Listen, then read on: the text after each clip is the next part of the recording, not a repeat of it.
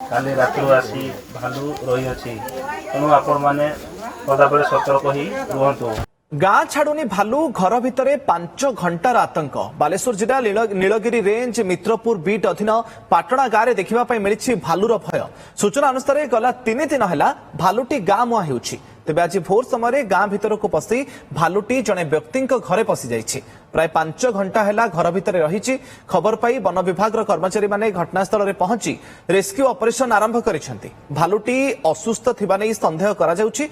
तेबे भालू को देखि भୟରେ घर बाहरी पारुना ग्रामवासी एवं भयभीत अवस्था लोक मैंने रही। चित्र आपण देखुंती गाँ छाड़ुनी भालू घर भितर 5 घंटा है भालुटी रही। अधिक सूचना नीलगिरी आम प्रतिनिधि विश्वम्बर दास फोन लाइन सहित जोड़ी होती।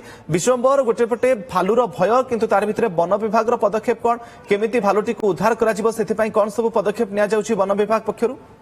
निश्चित भाव में मुकेश ये घटना आज सका सीना भालू घर भितर पशिची किंतु एठू पाखापाखि 4 दिन हम ग्राम में भालूर आतंक देखा जाउछि। पूर्वर 2 दिन पूर्व से ही घर भितर भालू पशिला किछि क्षण मध्य बाहरी जाइतिला किंतु काली अपराह्न गाँ तमाम गाँ दांडर दिन 2 पर भालूर आतंक चढ़ी।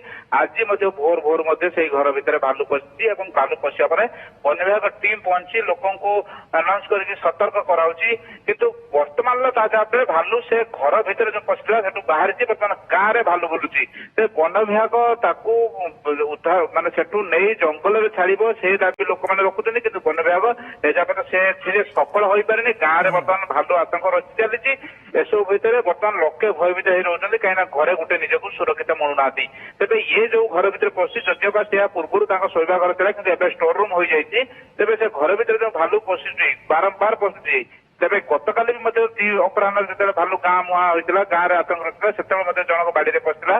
तेज एसबू भितर किभली भाव में भालू गाँ मुहां हो तार कारण भालुटी असुस्थ अच्छी कि जदि भालू गाँ मुहां हो बारंबार जंगल भितर जो किसी दिन पूर्व रेंजर प्रतिक्रिया रखते खाद्य अभाव रोचे वास्तव में खाद्य अभाव जो भालुटी गाँ मुहां होती किभली ध्यान दिया जदि भालुटी खाद्य मुहां न हो केवल असुस्थता दृष्टि गाँ मुहां हो कहीं भालू सेमती कहार किसी क्षति एजाबत करना जदि क्षति करना कोणा कोटी भालुटी असुस्थ थाईपारे भी अनुमान कराउछि। तेबे मेडिकल टीम पहुंची किभली भाव में जो पशु चिकित्सक मैंने चिकित्सा करा भालुटी को उद्धार कर जंगल में छड़ा तार सुस्थता पर्यंत किभली गतिविधि पर ध्यान रखा वन विभाग बर्तमान चैलेंज लोक मैंने भयभीत अच्छा भालू को केमती ट्रैक करा जाउछि केमती ताकू रेस्क्यू करा जिवो से दिगरे कोन सब पदक्षेप वन विभाग निश्चित भाव में वन विभाग सहित आम आलोचना करूँ ट्रांकुलाइज कथा वन विभाग स्पष्टीकरण रखी ना कि ट्रांकुलाइज करा जाई न पारे जेहेतु भालुटी जेहेतु दिन में भालू मैंने साधारणतः चलप्रचल गतिविधि कमी जाए और राति चलप्रचल